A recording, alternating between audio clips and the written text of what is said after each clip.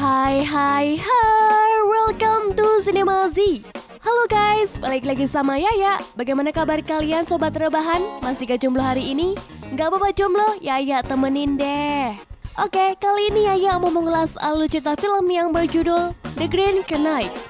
Film ini dirilis tahun 2021, yang disutradarai oleh Bapak David Lowery dan dibintangi oleh Dev Patel, Alicia Vikander, Joel Edgerton, dan masih banyak aktor hebat lainnya guys. Film ini berkisah tentang seorang kesatria bernama Gawain yang melakukan sebuah permainan mematikan untuk menguji seberapa satria dirinya. Ia memenggal kepala The Green Knight atau Satria Hijau dalam sebuah permainan mengerikan. Yang menjadi masalah adalah The Green Knight tidak mati. Ia bahkan membawa pulang kepalanya dan menantang Gawain untuk ke Grand Cable 1 tahun mendatang. Di sana Satria Hijau berjanji akan memenggal kepala Gawain, persis seperti yang sudah Gawain lakukan kepadanya. Oke, tanpa berlama-lama langsung aja kalian nyari posisi wena kalian guys. Dan jangan lupa cemilan yang banyak, karena cerita ini cukup membanggakan. Dan inilah dia The Green Knight.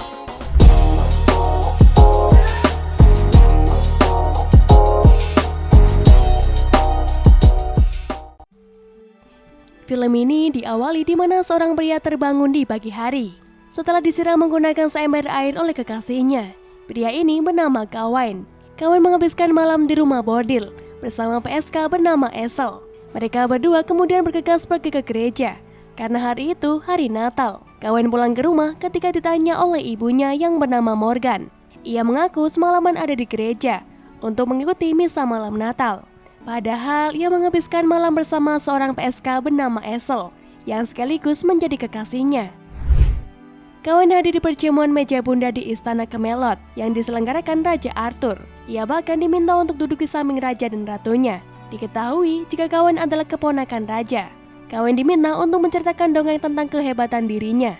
Tetapi Gawain tidak punya kisah hebat apapun tentang dirinya untuk diceritakan kepada orang-orang. Raja mulai berdiri dan menyampaikan pidatonya yang berisi ungkapan terima kasih di hadapan para satria yang diundang di istana. Di saat bersamaan di tempat yang berbeda, ibu Gawain mengadakan sebuah ritual sihir dan kemudian satria berkuda menyerupai kayu dan berwarna hijau masuk di jamuan meja bundar itu. Ia membawa sepucuk surat yang tadinya ditulis oleh ibu Gawain dan menyerahkannya kepada raja. Surat itu diambil oleh sang ratu dari tangan raja. Isi surat itu adalah permainan dan kematian di hari Natal. Satria Hijau menantang salah satu satria di meja bundar kebanggaan Raja Arthur untuk menguji seberapa satrianya mereka. Satria Hijau menantang mereka untuk memenggal kepalanya. Dan setahun kemudian, kesatria itu harus datang ke Grand Chapel untuk mengembalikan kambak milik kesatria hijau. Raja kemudian menawarkan tantangan itu kepada kesatrianya. Gawain dengan cekatan menerima tantangan itu. Gawain mengira akan bertarung melawan satria hijau. Di luar dugaan, Satria Hijau justru tidak melakukan perlawanan. Ia menyerahkan dirinya untuk dipenggal oleh Gawain. Raja kemudian memberikan Gawain pedang legendaris yang ia miliki yaitu Excalibur. Satria Hijau memungut kembali kepalanya yang putus akibat dipenggal oleh Gawain. Ia menantang Gawain agar setahun lagi tepat di hari Natal, Gawain harus mendatangi Grand Chapel dan mengembalikan kambaknya. Tidak hanya itu, Gawain diminta untuk melakukan hal yang sama persis dengan apa yang dilakukan oleh Satria Hijau, yaitu menyerahkan kepalanya untuk dipenggal. Sebagai bukti Gawain adalah seorang satria sejati. Cerita Gawain memenggal kepala kesatria hijau menjadi populer di kerajaan itu. Gawain adalah sosok kesatria kebanggaan mereka semua.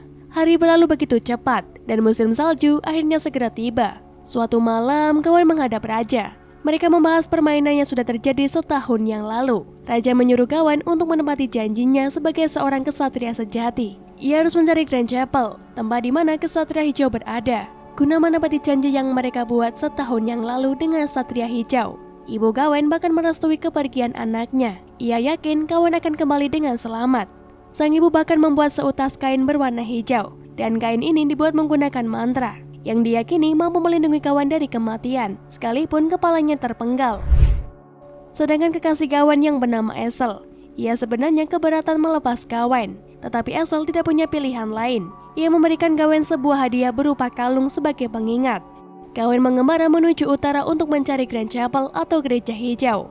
Karena sebelum dipenggal, Satria Hijau pernah mengakui jika dirinya berasal dari tempat itu.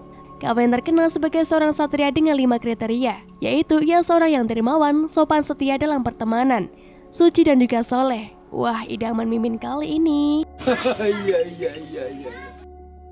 Petualangan Gawain ini diharapkan mampu menunjukkan kualitas yang ada di dalam dirinya sebagai seorang satria selama ini. Dalam perjalanan, ia menemukan area di mana mayat berkelimpangan akibat perang. Di sana ada seorang pria yang selamat. Pria itu menunjukkan area Grand Chapel kepada Gawain. Gawain diminta menyelusuri sungai menuju ke arah utara. Sebagai imbalan, Gawain memberikannya sekeping koin. Secara ujian seorang satria, Gawain sebenarnya gagal karena ia terbilang pelit dan tidak dermawan kepada pemuda itu. Karena diberi sekeping koin, pemuda tadi tidak terima. Ia dan dua orang temannya memilih kembali mendatangi Gawain. Lalu ia merampok dan mengikat Gawain. Dan setelah itu membawa kabur kuda dan barang-barang berharga miliknya. Gawain berhasil melepaskan diri. Ia kemudian menemukan sebuah rumah di tengah hutan. Karena tidak menemukan penghuninya, Gawain pun tidur di sana. Rumah itu milik seorang wanita, Winifred. Winifred meminta Gawain untuk menolong dirinya. Winifred dulunya pernah dibunuh oleh seseorang dan kepalanya dibuang di dalam danau. Meminta Gawain untuk mengambil kepalanya. Gawain berhasil mengambil kepala Winifred. Ia meletakkan kembali kepalanya ke tubuh Winnie yang terbaring di ranjang kamarnya.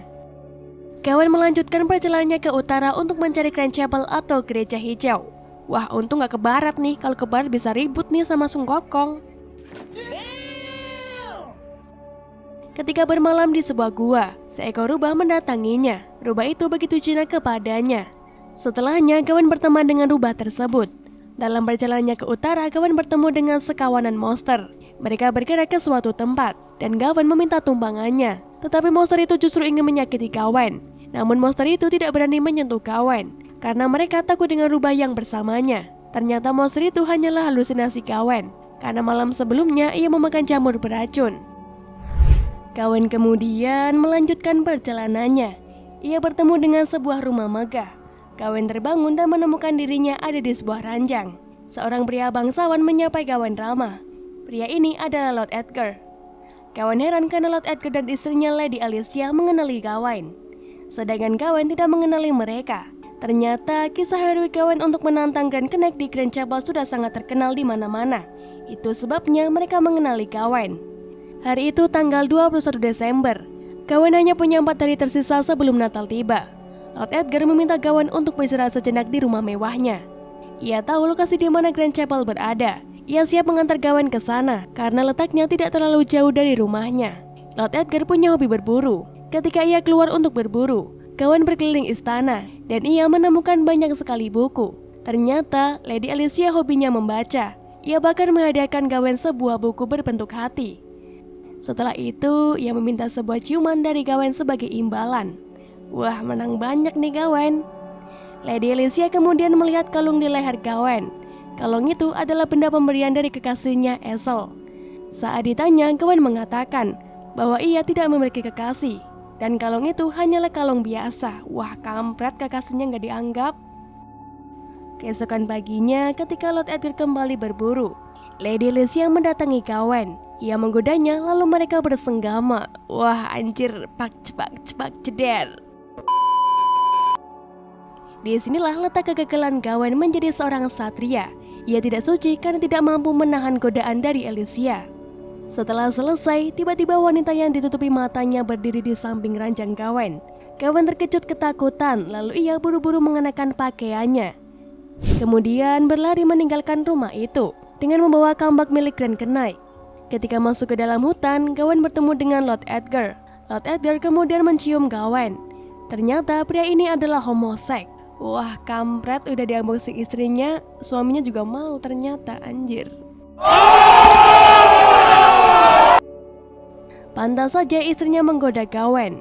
Gawain menolak keinginan Lord Edgar karena ia harus buru-buru ke Grand Chapel. Lord Edgar akhirnya mengucapkan selamat tinggal pada Gawain. Dan ia memberikan Gawain hadiah seekor rubah yang ia tangkap ketika ia sedang berburu. Rubah itu ternyata teman Gawain yang dulunya selalu mengikuti Gawain dalam perjalanannya. Rubah tadi melarang Gawain untuk bertemu dengan Satria Hijau, karena menurutnya hal itu hanya memberikan kematian untuk Gawain. Gawain meyakini jika kain hijau yang diberikan oleh sang ibu kepadanya adalah jimat yang menjadi kekuatan sihir yang melindunginya dari kematian. Akhirnya kita tahu jika ternyata Gawain gagal sebagai seorang satria karena ia tidak soleh dan lebih memilih mempercayai kekuatan mistik. Gawain tidak mundur untuk menemui Satria Hijau. Ia ingin membuktikan bahwa dirinya memiliki kehormatan bukan seorang pengecut. Terjadilah perdebatan antara Gawai dan rubah itu. Gawai lalu mengusir rubah tersebut dan tidak mau lagi berteman dengannya. Dan disinilah kegagalan kawan lainnya, karena ia gagal mempertahankan pertemanannya. Sesuai petunjuk dari Lord Edgar, Gawain akhirnya menuju ke sebuah Grand Chapel. Saat ia masuk ke dalam, Gawain bertemu dengan Grand Knight atau Satria Hijau. Hari itu tepat di saat hari Natal. Satria Hijau meminta Gawain untuk berlutut, agar ia bisa memenggal kepalanya. Gawain ketakutan saat Grand Knight mencoba mengayunkan kampaknya. Ia kemudian melarikan diri sambil meminta maaf. Mendadak Gawain menemukan kudanya, lalu kemudian Gawain pulang ke rumah. Gawain bertemu dengan ibunya dan kekasihnya Esel. Ia juga mendapatkan kehormatan dari Raja Arthur untuk menjadi penerus tahta kerajaan. Esel melahirkan seorang putra, tetapi karena Esel adalah seorang PSK, Gawain tidak mau menikahinya. Ia membayar Esel dan membuangnya dari istana. Ia bahkan memisahkan Esel dari anaknya, bangsat. Gawain kemudian menikah lagi dengan wanita lain dari keluarga terhormat, kampret emang. Sekalipun menjadi seorang raja, ia terlalu takut untuk berperang. Goblok, main coklak aja, cok. Gawain meminta anaknya untuk menggantikan dirinya saat berperang, dan alhasil anaknya tewas di medan perang. Karena sikap pengecutnya itu, Gawain dibenci oleh rakyatnya sendiri. Tahun berganti dan istana mereka pun hancur diserang oleh musuh. Gawain kemudian menarik kain hijau yang menjadi jimat bagi dirinya, dan ketika kain itu ditarik, kepala Gawain mendadak putus. Gawain tersadar semua itu hanyalah halusinasi dirinya jika ia melarikan diri dari Satria Hijau. Karena kenyataannya saat ini Gawain masih berlutut dan siap untuk dipenggal oleh Satria Hijau. Dari halusinasinya itu, Gawain tahu jika ia melarikan diri, maka seumur hidupnya ia akan dihantui oleh perasaan bersalah yang diakibatkan oleh sikapnya yang tidak satria dan pengecut. Gawain kini dengan tekad hatinya yang bulat memutuskan untuk mati secara terhormat. Ia tidak ingin melarikan diri dan siap dipenggal oleh Satria Hijau. Ketika Gawain berani mati secara terhormat, di saat itulah Satria Hijau kemudian berkata padanya, "Selamat Satria pemberaniku." Wah, ternyata kalian kena prank halunya si Gawain guys. Dan ternyata gue juga kena sih. Oke, film pun akhirnya selesai. Oke, terima kasih bagi kalian yang udah nonton alur cerita ini sampai akhir. Peluk jauh deh dari Mimin. Oke, gue Yaya pamit undur diri. Mau rebahan dong pastinya, capek kan ya cerita mulu. Sampai jumpa di alur cerita berikutnya, and see you. Bye-bye.